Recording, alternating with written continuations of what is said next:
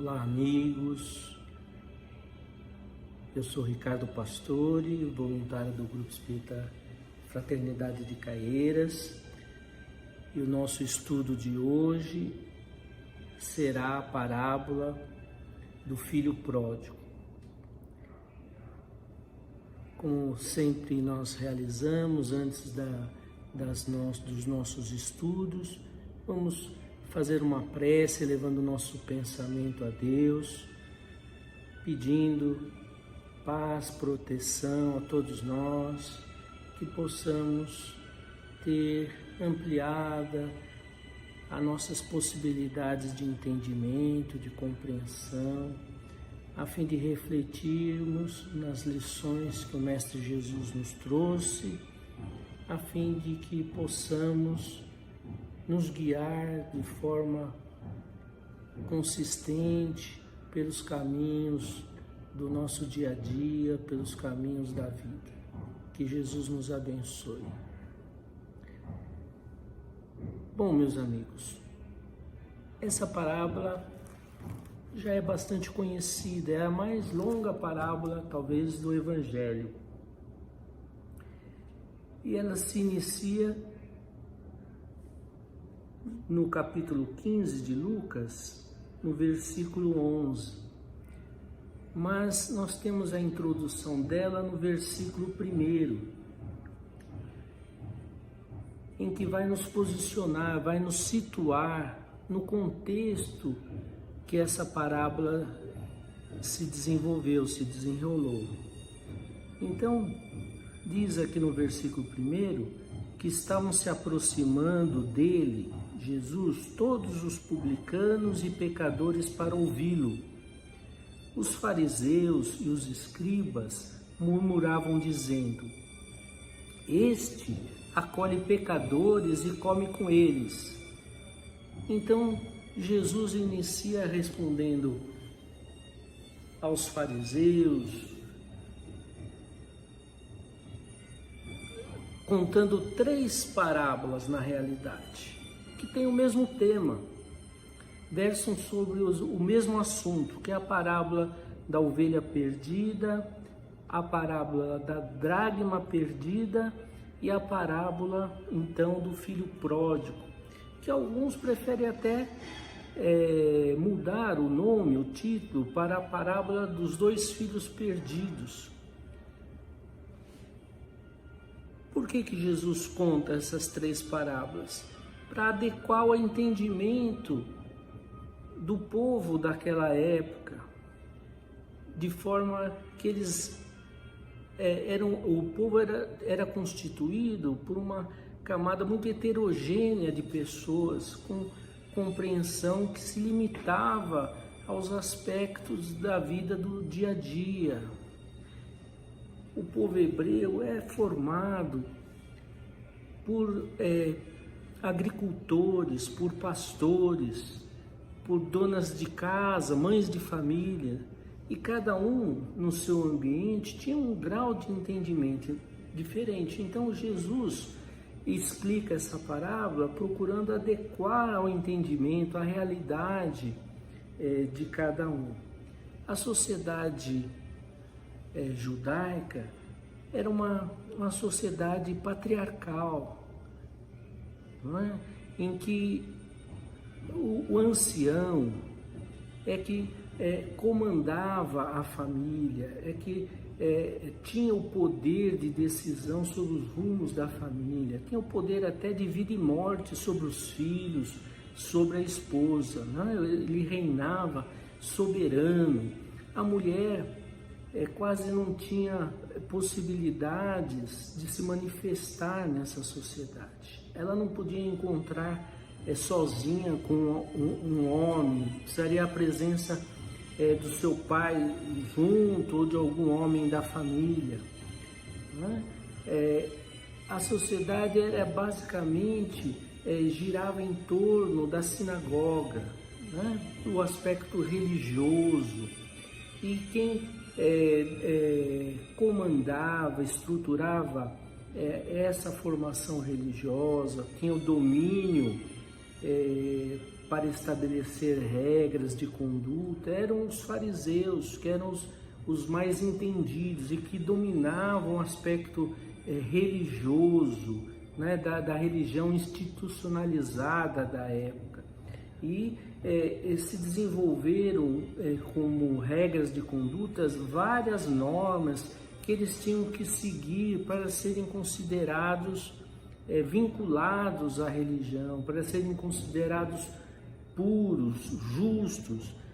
Quem não fazia, não seguia essas normas, essas regras, eram colocados à parte da sociedade, né? Então se criava regras para se alimentar, então para comer, para receber o alimento, eles tinham que fazer a lavagem das mãos dentro de um ritual, de certos movimentos, não é? Para estarem puros para receber o alimento.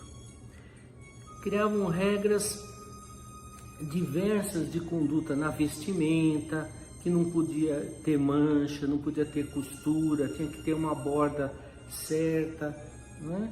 Eles não podiam manter contato com pessoas que tinham condutas fora daquelas regras, porque eram consideradas impuras, e se tivessem um contato com elas, esses se contaminariam. Então, diversas regras exteriores de manifestação da religiosidade. E era basicamente então constituídas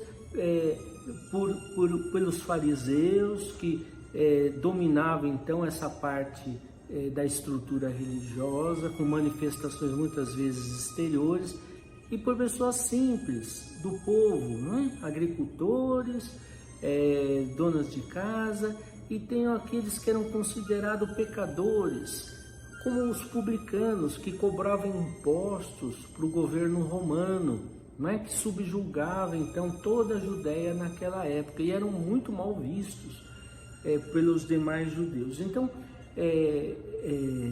nesta conversa, não é? Os fariseus se escandalizam quando Jesus para ouvir esses pecadores e esses publicanos, que eram aqueles considerados a parte da sociedade, porque não cumpriam aquelas regras que foram desenvolvidas, então, basicamente pelos fariseus. Agora, é de se notar aqui que eles se aproximam de Jesus para ouvi-lo, não é? Jesus, na condição de espírito puro, não estava ali se relacionando, acolhendo aqueles espíritos para errar com eles, não é? Jesus está ali na função de terapeuta, de pedagogo, de educador, não é? Acolhendo aquelas criaturas amorosamente com uma finalidade de cura, uma finalidade de transformação. Jesus já havia nos dito que veio para os doentes, não para os sãos, né? Aqueles que não precisavam então, de tratamento. E ele então inicia a parábola em resposta aos fariseus, contando essa história. Certo homem tinha 2 filhos. O mais novo deles disse ao pai: Pai, dai-me a porção que me cabe da propriedade. Então, a gente já vê aqui uma coisa que não era concebível à época, aquela cultura, né? Porque era considerado um insulto um filho pedir a um pai que repartisse a herança antes da morte do pai. Isso é como se ele estivesse desejando a própria morte do pai. Isso naquela sociedade era visto como um crime inconcebível, passivo de expulsão daquela comunidade, porque eles viviam em pequenas comunidades que giravam em torno daquela sinagoga. Então a participação da comunidade na vida de cada um era muito intensa, não é? E se alguém não estivesse de acordo com aquelas regras, era expulso, e às vezes até condenado à morte por esses equívocos. Então, ali já nós estamos vendo uma atitude que não era aceita naquela época, né? Na formação do povo judeu.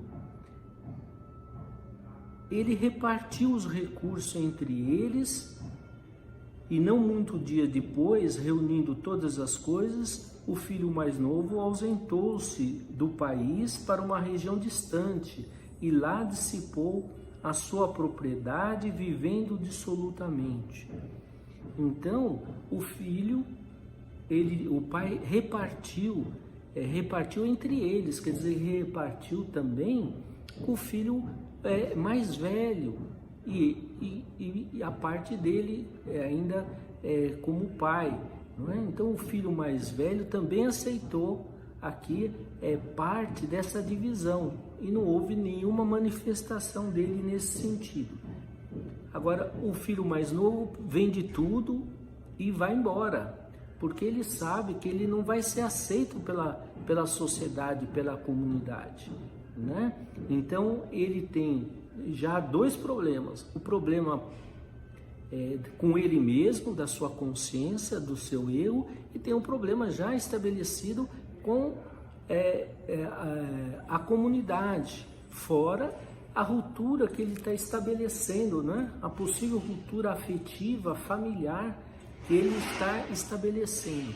Então, quando você errava, né, você já tinha 3 consequências diretas: com ele mesmo, com a sociedade, com a comunidade e com a família, com os laços afetivos que ele rompeu. Depois de gastar todas as coisas, houve naquela região uma fome severa e ele começou a passar necessidades. E partindo, associou-se a um dos cidadãos daquela região, que o enviou aos seus campos para apacentar porcos. E ele desejava saciar-se com as alfarrobas que os porcos comiam, mas ninguém lhe dava nada. Então, ao ausentar-se, ele encontra já de início uma das consequências das suas atitudes. O pai permite aqui que ele tenha as suas próprias experiências, mas nós vamos encontrar que em todas as nossas ações nós temos as consequências dos nossos atos.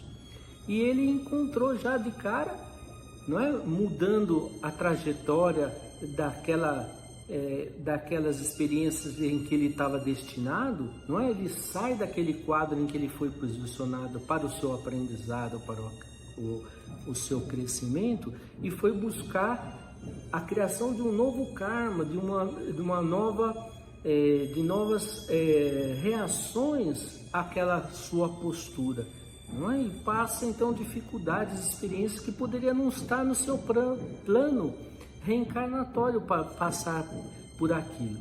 Agora, quando nós fugimos então dos nossos compromissos assumidos, nós somos livres para isso, mas nós estamos de enfrentar também as consequências dos nossos atos. E ele passa então por problemas que aqui contado, né, ele passa até a cuidar de porcos, que na sociedade judaica era uma coisa também inconcebível, que era considerado uma impureza você lidar com porcos, né? E você se contaminava com aquelas impurezas. Então eles evitavam, era uma coisa indigna alguém ter esse tipo de contato. Mas essa situação de dificuldade, como consequência dos seus atos, faz com que esse filho reflita. E diz assim a sequência: mas, caindo em si, disse: quantos assalariados do meu pai têm abundância de pães, e eu aqui pereço de fome. Após levantar-me, irei ao meu pai e lhe direi: Pai, pequei contra o céu e diante de ti, não sou mais digno de ser chamado de teu filho. Faze de mim como um dos teus trabalhadores, um dos teus assalariados. Então, o primeiro momento do retorno à casa paterna, não é? Do retorno ao alinhamento com as leis divinas, está na nossa tomada de consciência do nosso erro.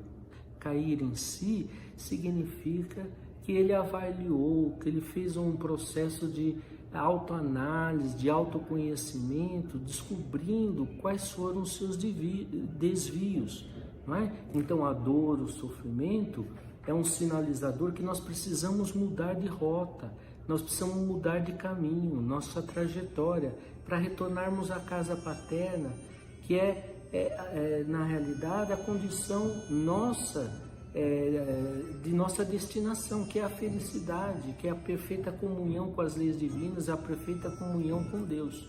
Então, ele vai estabelecer o caminho de volta, ele toma uma atitude proativa. Ele não só toma conhecimento, mas como ele se levanta e vai fazer o caminho de volta, de reparação, de recuperação, como diz Kardec no livro Céu e Inferno, que os nossos erros, as consequências dos nossos atos, tem 3 etapas, né? Essa tomada de consciência, nós temos que sofrer as consequências, né? Ou experimentar as consequências, nos responsabilizarmos pelas consequências dos nossos atos, e futuramente nós ainda temos que reparar aqueles danos que nós causamos a alguém, ou a ruptura que nós estabelecemos, né, no equilíbrio das relações com as outras pessoas. Então, esse filho mais novo volta à casa paterna com esse propósito, né, de se reharmonizar com o pai. E levantando-se, dirigiu-se ao próprio pai. Estando ele ainda longe, seu pai o viu e compadeceu-se. Correu, lançou-se sobre o pescoço dele e o beijou repetidamente. Olha essa atitude amorosa do pai, que contrasta com as regras de conduta daquela época, não é? A visão de Deus naquele povo era uma visão de um ancião, não é? Rígido, ríspido, punitivo, não é? Então Deus tem a forma de uma justiça austera, né? Em que não se tolerava o erro, não se tolerava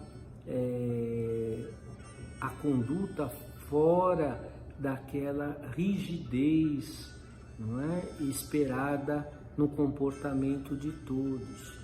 E o ancião, que era o símbolo, né, do coordenador, do diretor da família naquela sociedade, ele tinha que ter sempre uma postura que eles chamavam de dignidade, de nobreza.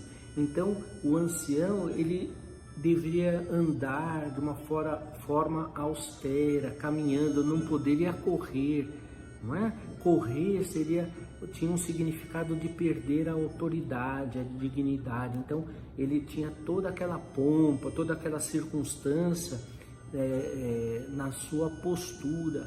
E o pai aqui da história rompe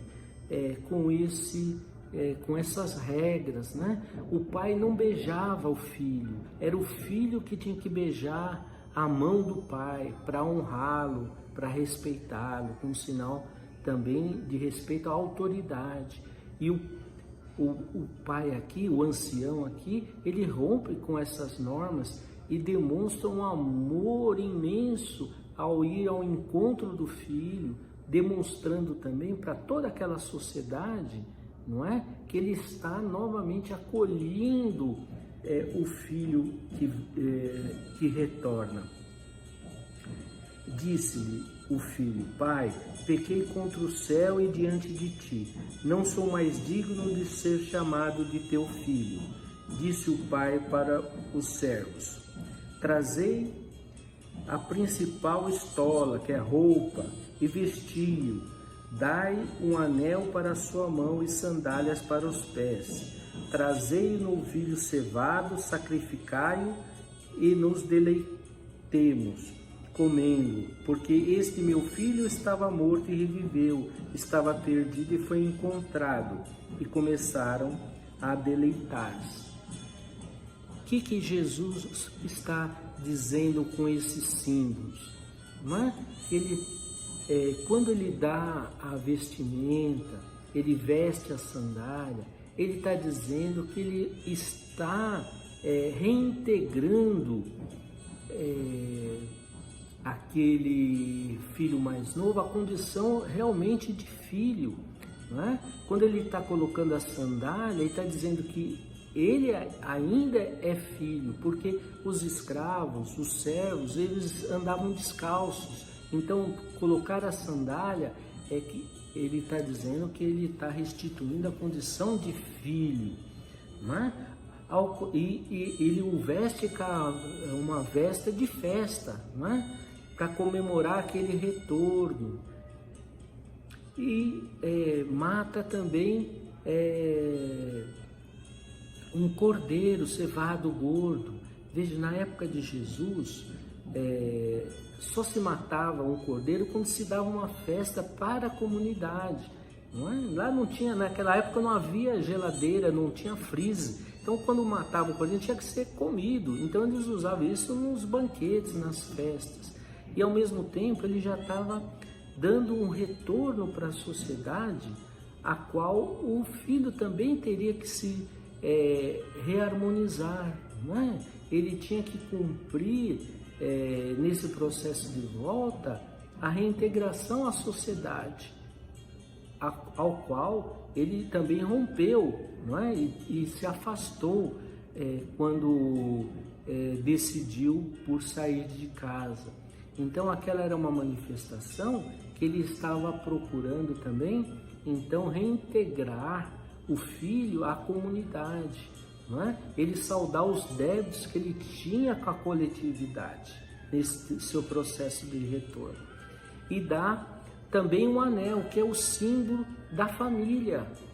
Ele está aqui dizendo: olha, filho, você saiu, mas você esqueceu que você tem um pai, que você tem um irmão, e que você vai ter que se reconciliar, não só comigo, como com o seu irmão, que esses laços foram rompidos, mas você vai ter que também reconciliar com esse irmão. Então, no nosso processo de retorno à casa paterna, nós temos que fazer esse movimento pessoal, interno, esse processo de reharmonizarmos com a sociedade, com a comunidade, e temos que restabelecer, não é? Resgatar os laços rompidos de afetividade.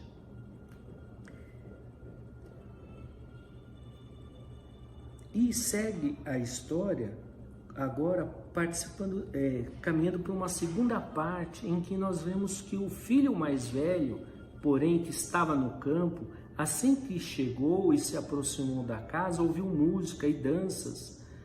Convocando um dos servos, informava-se sobre o que seria isso. Ele lhe disse: o teu irmão chegou e teu pai sacrificou o novilho cevado, porque o recuperou saudável.